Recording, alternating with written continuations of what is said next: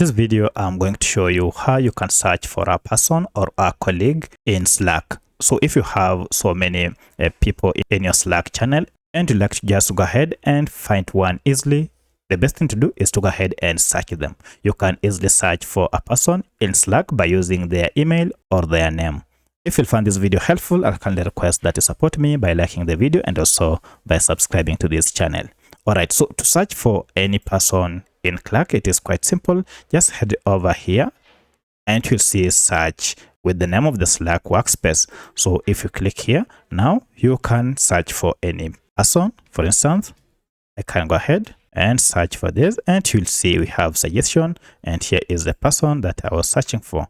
Once you click on their name, you will be able to see a direct messaging option where you can begin a conversation or you can send this person a direct message. You can also view their profile if you click on view profile, and here you will be able to see their summary and including their email or their contact address.